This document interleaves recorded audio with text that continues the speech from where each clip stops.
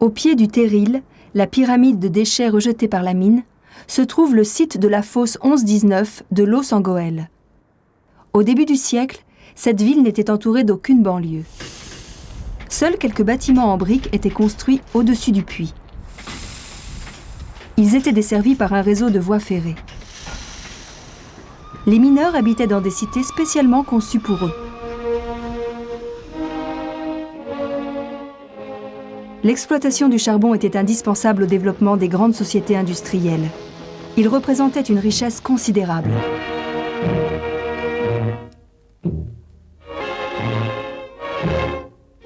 À cette époque, le travail de la mine était essentiellement manuel et attirait une main-d'œuvre très importante. Plus de 150 000 mineurs pour la seule région du Nord-Pas-de-Calais.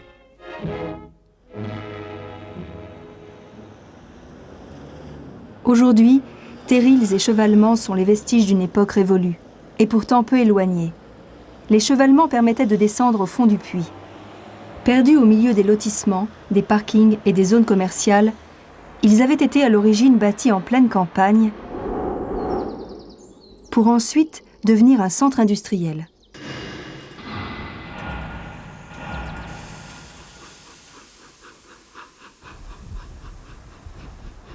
La journée d'un mineur commençait à l'aube.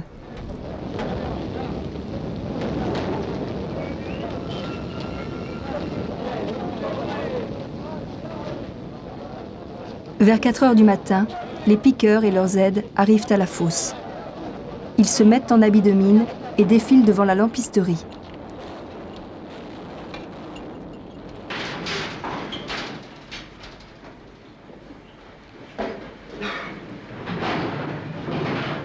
Par groupe de 12 à 20 personnes, les mineurs montent dans la cage qui descend au fond en quelques minutes.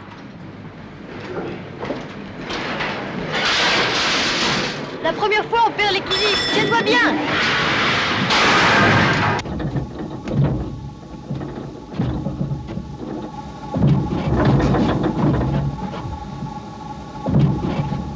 On descend profond. 700 mètres.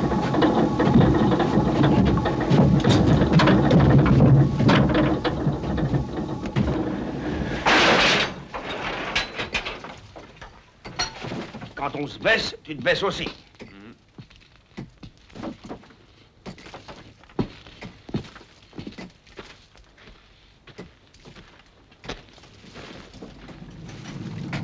Pour dégager les veines de charbon, le bout de feu fait sauter des charges explosives. Puis le haveur s'efforce alors de détacher les plus gros blocs possibles.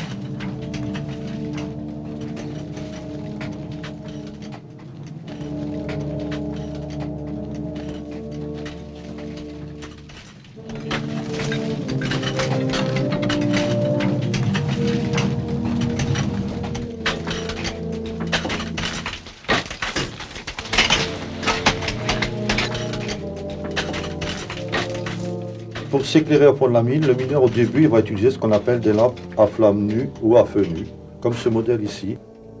Il y avait les risques des coups de grisou. Le grisou, c'est un gaz qui est exposé à une certaine teneur au contact d'une flamme ou d'une étincelle. Ces lampes-là, ils vont être interdites au fond de la mine. On va utiliser ce qu'on appelle des lampes dites de sûreté, les fameuses lampes à flamme, la lampe à benzine, comme ce modèle ici. C'est-à-dire qu'on va enfermer la flamme à l'intérieur de ce verre. Il n'y aura plus de communication de la flamme avec l'air ambiant. Cette lampe-là, il va également nous servir à détecter du grisou. C'est-à-dire on va monter la lampe au toit et suivant la teneur de grisou, la flamme elle va augmenter.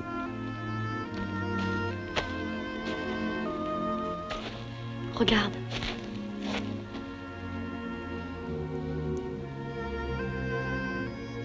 Tu sais, du grisou, il y en a partout. Le mauvais, c'est quand la flamme devient bleue. Les mineurs disent que la mort souffle la lampe. Viens.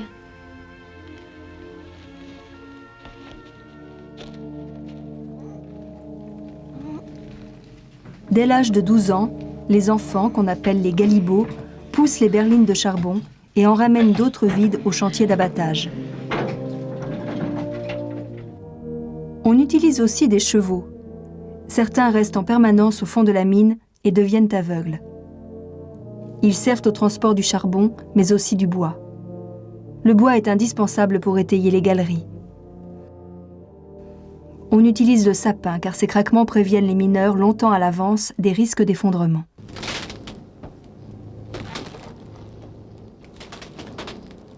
C'est pourquoi le mineur dit que le bois parle.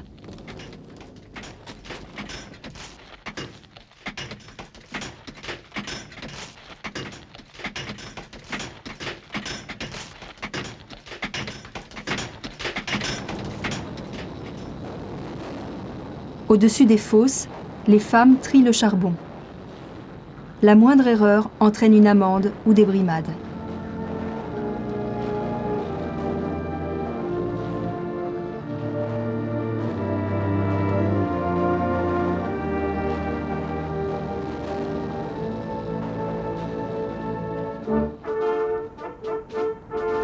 Pour loger les mineurs, chaque compagnie a construit de nouvelles cités.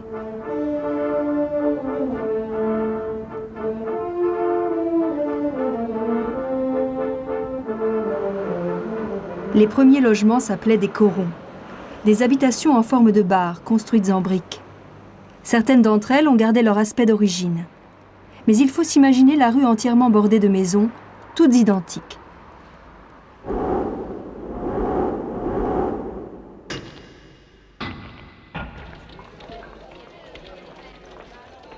De nos jours, la région reste fortement imprégnée par cette architecture.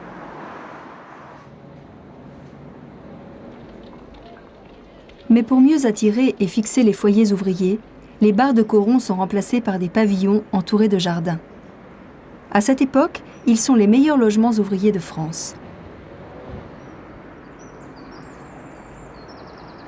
Aujourd'hui, beaucoup sont rénovés. Dans cet intérieur confortable, on peut retrouver la pièce où vivait le mineur et sa famille.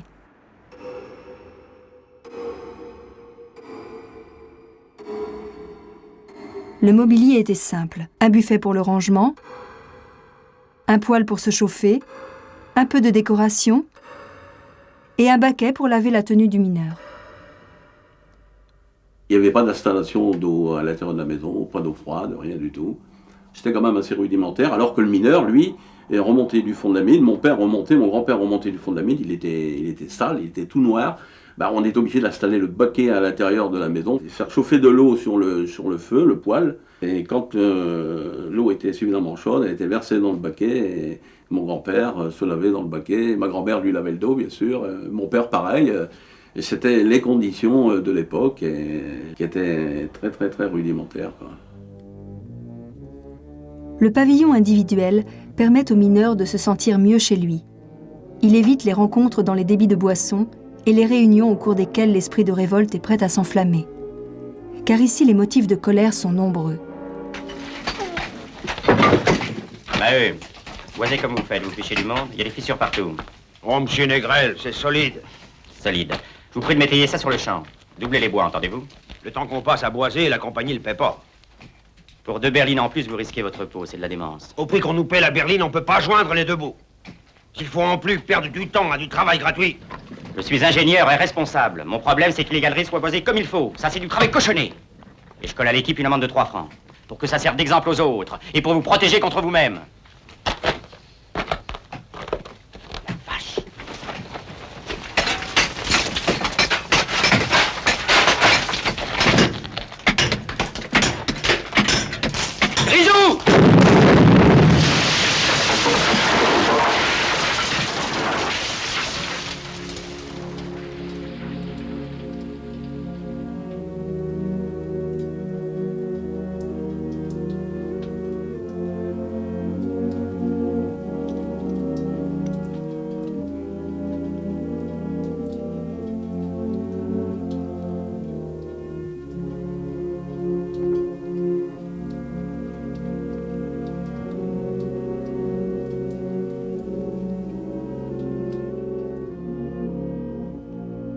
En 1906, dans les mines de Courrières, un coup de grisou tue près de 1200 mineurs.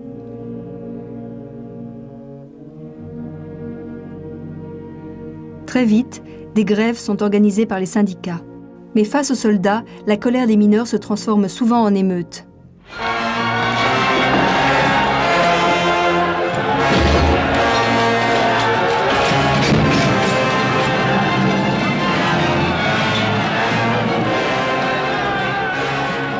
Le scénario imaginé par Émile Zola dans Germinal se répète souvent.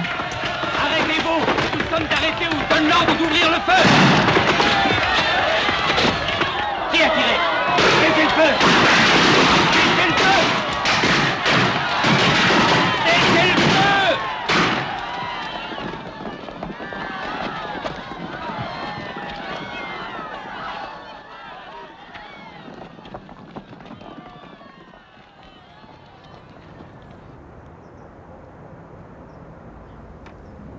Après la catastrophe de Courrières, la première maison syndicale de France est créée à Lens, en plein pays minier. Cette maison, c'est tout un symbole. C'est le symbole des syndicats des mineurs.